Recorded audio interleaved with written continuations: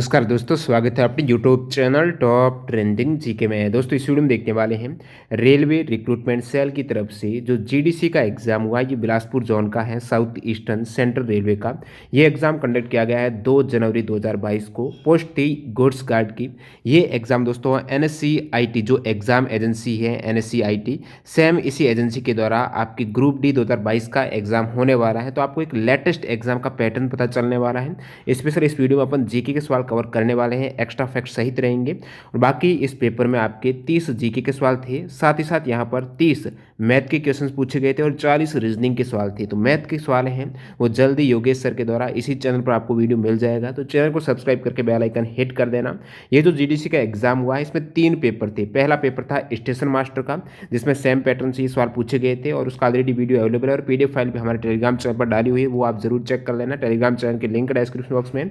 इसके बाद ये गुड्स गार्ड का हो गया इस वीडियो में। नेक्स्ट आपके जो सीनियर क्लर्क कम जो टाइपिस्ट वाला है, क्लर्क का है, उसका वीडियो आ जाएगा। उसमें भी इस टाइप से सवाल पूछे गए हैं। सेम एग्जाम कंडक्टिंग जो एजेंसी है NSCIT, इसके द्वारा ये आयोजित किया गया है। तो आने वाले ग्रुप डी एग्जाम के लिए NTPC 2 होगा, इनके लिए काफ़ी इंपॉर्टेंट वीडियो है, क्योंकि ग्रुप डी का तो ये सेम एजेंसी कंडक्ट करा रही है, तो काफ़ी आपको फायदा मिल जाएगा। तो ये सभी एक्स्ट्रा फैक्ट सही सवाल जाने हैं। उससे पहले मैं आपको बता दूं, अभी वैलेंटाइन वीक के अवसर पर सेल चल रही है टेक्स्ट बुक पर। टेक्स्ट बुक पर आपको मॉक टेस्ट एग्जाम ओरिएंटेड मिलते हैं। अभी ग्रुप डी और NTPC 2 वाले कैंडिडेट हैं, जरूर डेली एक मॉक टेस्ट लगाइए। यहाँ से आपका टाइम मैनेजमेंट इंप्रूव होने वाला है। कॉन्फिडेंस हो गया, कौन सा सेक्शन वीक है। अभी इस सेल में आपको 12 की बजाय 18 मंथ की वैलिडिटी मिल रही है। ये लिमिटेड टाइम के लिए सेल चल रही है, यानी आपको 14 फेब से तक, यानी 14 फेब तक आपको एक्स्ट्रा वैलिडिटी में ये सेल के तहत, इस डील के तहत आप लाभ उठा सकते हो। TTG के कूपन कोड यूज़ करेंगे तो मैक्सिमम 39 रुपये का डिस्काउंट मिल जाएगा। तो इस कूपन कोड को यूज़ करते हुए ज़रूर इस अपॉर्चुनिटी को लाभ उठाना। और इसमें 18 मंथ में आपको सारे एग्जाम 400 प्लस एग्जाम्स हैं, एक ही पास के अंतर्गत अवेलेबल हो जाते हैं, जिसमें SSC, railway, banking, UPSC, state government हो गया, सेंट्रल गवर्नमेंट एग्जाम से। सेम एग्जाम डैशबोर्ड और पैटर्न पर आधारित यहाँ पर मॉक टेस्ट रहते हैं। ज़्यादा जानकारी के लिए डिस्क्रिप्शन बॉक्स में लिंक है, क्लिक करके आप चेक कर सकते हैं। तो चलिए यहाँ पर कंटिन्यू कर लेते हैं, देख लेते हैं जीके के सवाल। तो ये गुड्स गार्ड का पेपर है, इसमें देखिएगा पहला सवाल, राष्ट्रीय पेंशन प्रणाली जो NPS है, नेशनल पेंशन सिस्टम है, उसके लिए कितनी आयु सीमा तक के व्यक्ति पात्र होंगे। तो पहले जो आयु सीमा 65 वर्ष थी, अभी अधिकतम आयु सीमा का आपको पूछा है, तो ये 65 से बढ़ाकर 70 साल कर दी है। तो ये pension fund regulatory and development authority के बोर्ड ने नेशनल पेंशन सिस्टम में शामिल होने के लिए उम्र सीमा है वो 65 से बढ़ाकर कितनी की है, 70 वर्ष आपका करेक्ट आंसर होने वाला है। मिनिमम कितनी है, 18, तो 18 से 70 वर्ष है ये आयु सीमा रहने वाली है। अगला सवाल देखते हैं जो जीके का पूछा गया है। सवाल नंबर 2, LED यानी लाइट इमिटिंग डायोड है, इसका आविष्कार किसने किया है। निक होलानायक। किन्होंने किया है, निक होलानायक ने LED लाइट इमिटिंग डायोड का आविष्कार किया था। ऑप्शन ए करेक्ट है। नेक्स्ट सवाल देखते हैं जो जीके का पूछा है यहाँ पर, किस रेलवे जोन ने 3.5 किलोमीटर लंबाई की सबसे लंबी मालगाड़ी है। तो एक तो इसमें इस प्रश्न में ही सवाल बन जाता है, इसमें है अलग से आपको एग्जाम में सवाल मान लेते हैं। नेक्स्ट ग्रुप डी और NTPC 2 में आ जाए कि सबसे लंबी मालगाड़ी है उसका नाम क्या है, तो आप कहेंगे वासुकी। ये भी आ जाए उसकी कितनी लंबाई है, तो ये 3.5 किलोमीटर, देख सकते हो कितनी बड़ी होगी, 3.5 किलोमीटर लंबाई की ये मालगाड़ी है, नाम है इसका वासुकी। और आपको पूछा किस रेलवे जोन ने इसको लॉन्च किया है, तो इसको दोस्तों लॉन्च किया है SECR ने। SECR का मतलब साउथ ईस्ट सेंट्रल रेलवे के द्वारा ये छत्तीसगढ़ में दक्षिण पूर्व मध्य रेलवे जोन ने लगभग 3.5 किमी की ये जो मालगाड़ी है, ये मालगाड़ियों के कई रैक, यानी जो लगभग 5 रैक जोड़कर सबसे लंबी ये मालगाड़ी, इसका पिछला रिकॉर्ड भी इन्होंने ब्रेक किया है। इसी सेम के द्वारा जो रेलवे जोन है इसी के द्वारा पिछला रिकॉर्ड भी था। नेक्स्ट सवाल है, फूलों की घाटी राष्ट्रीय उद्यान किस राज्य में, इजी सवाल है, उत्तराखंड आपका करेक्ट हो जाएगा। अगला सवाल देखते हैं, ग्रीन हाउस गैस प्रभाव से क्या आशय है। ग्रीन हाउस गैस प्रभाव पूछा है, तो ग्रीन हाउस गैस इफेक्ट यानी पृथ्वी की ऊपरी सतह के द्वारा सूर्य ऊर्जा को कैद कर लिया जाता है, तापमान बढ़ जाता है। पृथ्वी की ऊपरी सतह के द्वारा सूर्य ऊर्जा को कैद करने से यहाँ का तापमान बढ़ जाता है। ग्रीन हाउस गैस में एग्जाम में सवाल आता कौन सी है कौन सी नहीं है, तो जल वाष्प हो गया, कार्बन डाइऑक्साइड है, मेथेन है, ओजोन, नाइट्रस ऑक्साइड, क्लोरोफ्लोरोकार्बन, ये सभी ग्रीन हाउस गैसेज हैं। नेक्स्ट वाला देखते हैं यहाँ पर, ये एक जो रीजनिंग का सवाल था, वैसे आप देख सकते हो इसमें असंगत का पूछा है। विकल्प देखिएगा, बायोगैस है, कोयला है, पेट्रोलियम है, प्राकृतिक गैस है। हालांकि इसमें इन्होंने आंसर जो दिया है आंसर की में इनके अकॉर्डिंग वो कोयला इन्होंने असंगत बताया है, ओड बताया है, लेकिन मेरे अकॉर्डिंग यहाँ पर बायोगैस होना चाहिए, क्योंकि बायोगैस है ये दोस्तों रिन्यूएबल सोर्स है एनर्जी का। जो फ्यूल है बायोगैस ये ग्रीन फ्यूल है। बाकी सभी एग्जाम्पल आप देख सकते हो वो फोजिल फ्यूल है जो कि रिन्यू नहीं कर सकते हो। नॉन रिन्यूएबल एनर्जी की सोर्स फोजिल फ्यूल्स में कोल है जो दे रखा है, पेट्रोलियम है, नेचुरल गैस है, ये फोजिल फ्यूल्स के उदाहरण है। यानी ये घटते ही जाते हैं, कोल हो गया, पेट्रोलियम हो गया, नेचुरल गैस है। और बाकी जो रिन्यूएबल होते हैं सौर, जिसमें आपकी सूर्य से प्राप्त ऊर्जा है, ये सभी रिन्यूएबल है। बायोगैस हो गया, तो ये अपने आप में एक अलग कह सकते हो। अगला सवाल, Dada Saheb Phalke international film festival award 2021 में सर्वश्रेष्ठ फिल्म का पुरस्कार किसे प्रदान किया गया है? सर्वश्रेष्ठ फिल्म का पूछा है तो ये हो जाएगा तानाजी द अनसंग वॉरियर है। ये बात हो रही है Dada Saheb Phalke international film festival awards 2021 की। इस अवार्ड्स के तहत बेस्ट एक्ट्रेस का, बेस्ट एक्टर जो फीमेल का अवार्ड दिया गया है वो दीपिका पादुकोण को दिया गया है। बेस्ट एक्टर अक्षय कुमार को। बेस्ट इंटरनेशनल फीचर फिल्म है वो पैरासाइट है। और बेस्ट डायरेक्टर है अनुराग बासु है, लूडो मूवी में इन्होंने डायरेक्टर रहे हैं ये।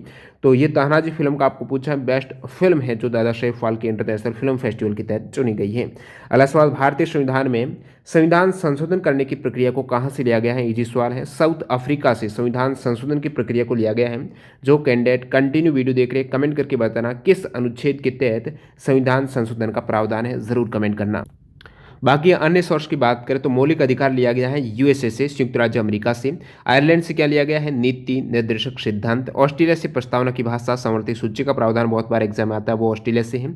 जर्मनी से आपातकाल वाला हो जाएगा। रशिया से मौलिक कर्तव्य हैं। ब्रिटेन से संस्थात्मक शासन प्रणाली एकल नागरिकता ली गई है। अगला सवाल, स्वतंत्रता दिवस 2021 की पूर्व संध्या पर किसे मरणोपरांत अशोक चक्र से सम्मानित किया गया है? अशोक चक्र दिया गया है स्वतंत्र दिवस 2021 में, वो दिया गया है श्री बाबूराम को। नेक्स्ट सवाल देखते हैं यहाँ पर पूछा गया है ग्रेटर हिमालय का पूछा, बृहत्तर हिमालय का दूसरा नाम क्या है? ग्रेटर हिमालय का दूसरा नाम है हिमाद्री। ठीक है, ग्रेटर हिमालय हिमाद्री हो जाएगा। लेसर हिमालय का पूछे तो आप कहेंगे हिमाचल है। लेसर हिमालय का दूसरा नाम है हिमाचल। और जो आउटर हिमालय है उसका नाम है शिवालिक, ये जरूर याद रखिएगा। आउटर का है शिवालिक। और जो आपको पूछा है ग्रेटर हिमालय हिमाद्री है। हिमाचल है लेसर हिमालय, शिवालिक है आउटर। और तिब्बत जो पठार है, प्लेट्यू है, वो हो जाएगा ट्रांस हिमालय का दूसरा नाम है Tibetan plateau on the north. अगला सवाल देखते हैं जो आपको पूछा गया है जी के काम, एशिया का नोबेल कहा जाने वाला पुरस्कार कौन सा है? रमन मैग्सेसे पुरस्कार, जैसे एशिया का नोबेल कहा जाता है। तो पूछा है 2021 में रमन मैग्सेसे अवार्ड किसे दिया गया है? 2021 में वैसे विकल्प के अकॉर्डिंग ये ऑप्शन दोनों ही करेक्ट है, डॉक्टर फिरदौसी काद और मोहम्मद अमजद शाकिब है, तो ए और बी हो जाएगा। बाकी ये 2021 में टोटल देख सकते हो आप, doctor Firdausi Qadri, Mohammad Amjad Saqib, Philippine, Roberto Ballon और स्टीवन मुंशी और वॉचडॉग, यानी 6 जनों को 2021 में ये रमन मैग्सेसे पुरस्कार दिया गया है। वैसे रमन मैग्सेसे अवार्ड की शुरुआत कब हुई है? 1958 में। प्रथम भारतीय विजेता कौन है रमन मैग्सेसे अवार्ड का? तो शुरुआत में ही विनोबा भावे ने जीता था 1958 में।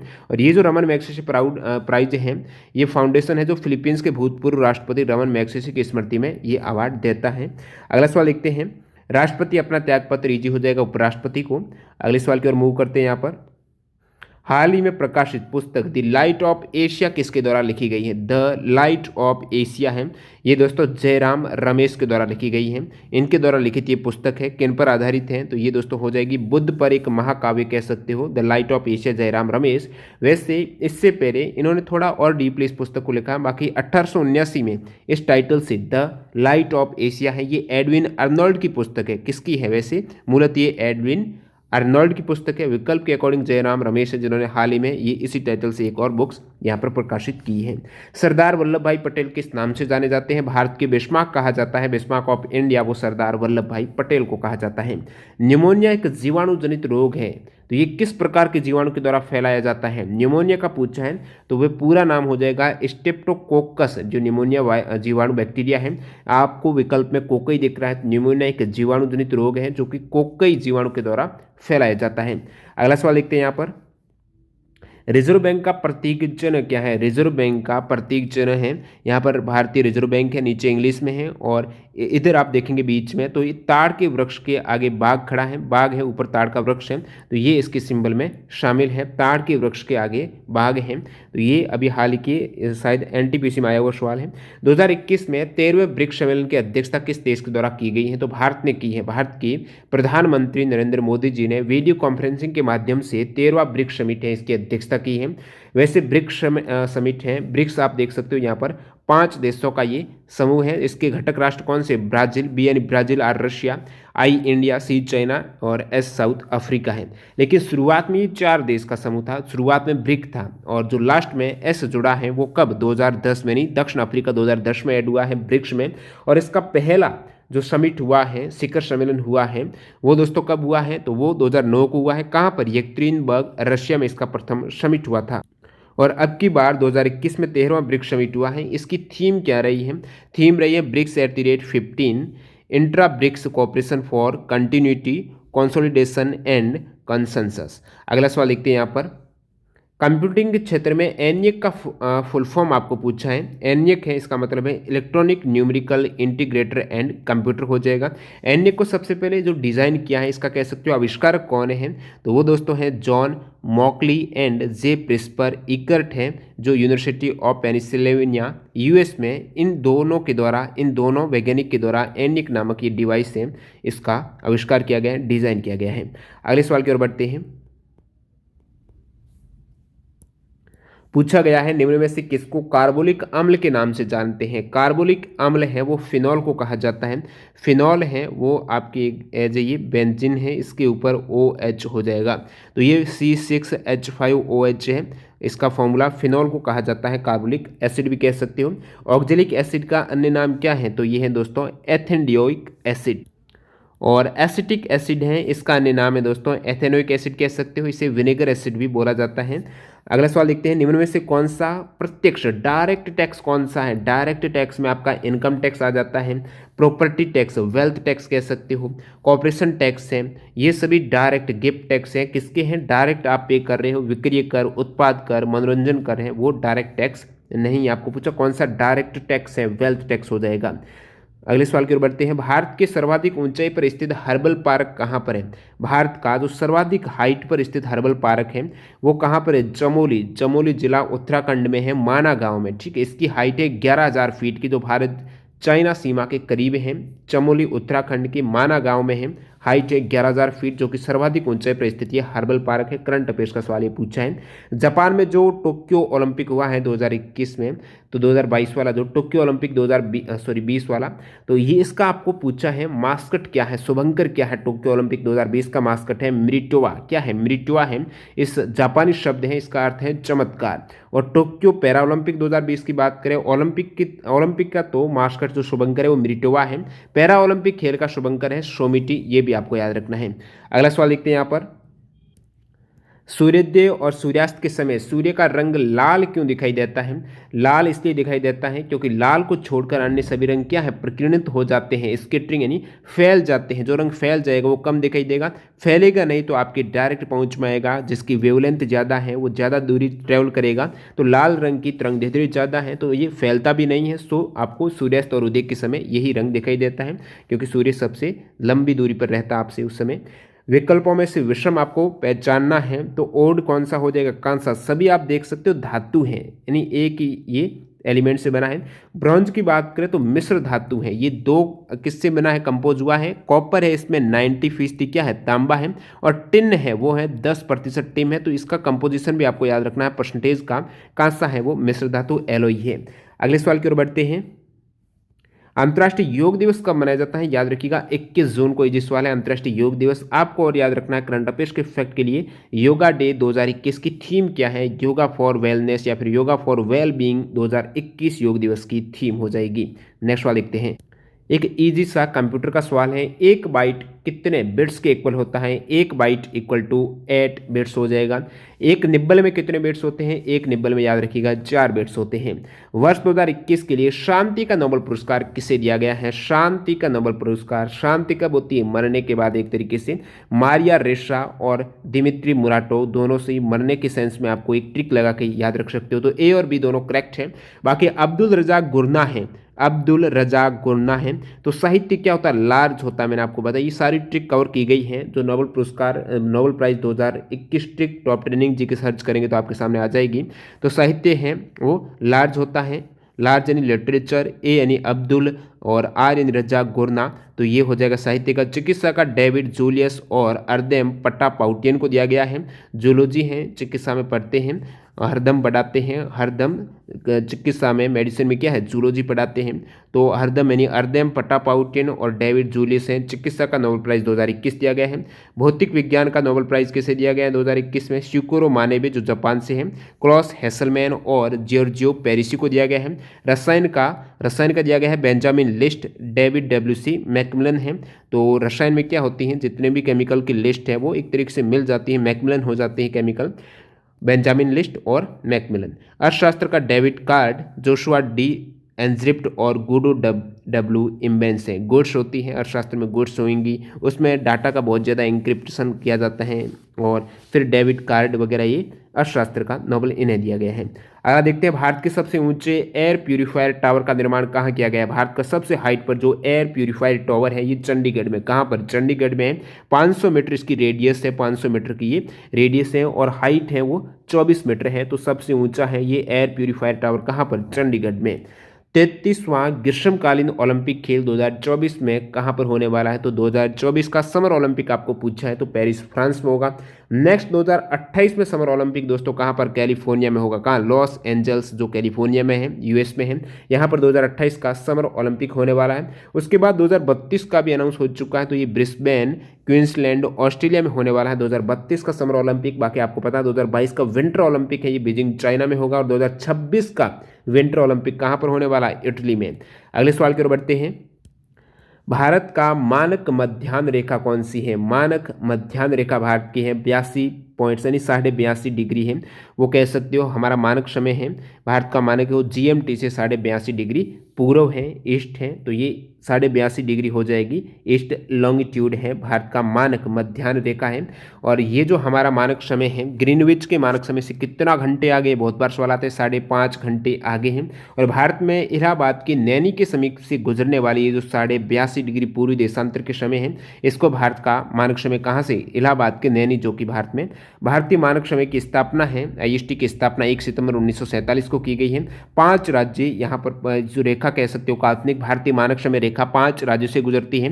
5 राज्य कौन सा है? ट्रिक है मन का छत से आंधी के द्वारा उत्तर में उड़ गया। मन का यानी मानक समय रेखा की बात हो रही है, इसकी ट्रिक है छत से यानी छत्तीसगढ़, आंधी के द्वारा, आंधी यानी आंध्र प्रदेश, उत्तर में यानी उत्तर प्रदेश, उड़ गया मैं यानी मध्य प्रदेश, उड़ यानी ओडिशा। तो ये कुछ ट्रिक के माध्यम से 5 राज्य आप कवर कर सकते हो। जम्मू कश्मीर में दुनिया का सबसे ऊंचा रेलवे आर्च ब्रिज का निर्माण किस नदी पर किया गया है? तो ये जम्मू कश्मीर में हुआ। दुनिया का सबसे ऊंचा ये रेलवे आर्च ब्रिज याद रखिएगा, दुनिया का सबसे ऊंचा रेलवे आर्च ब्रिज नाम है चिनाब रेल ब्रिज। किस नदी पर? चिनाब नदी पर है, जो कि रियासी डिस्ट्रिक्ट जम्मू कश्मीर में है। दुनिया का सबसे ऊंचा railway bridge Chenab rail bridge के नाम से।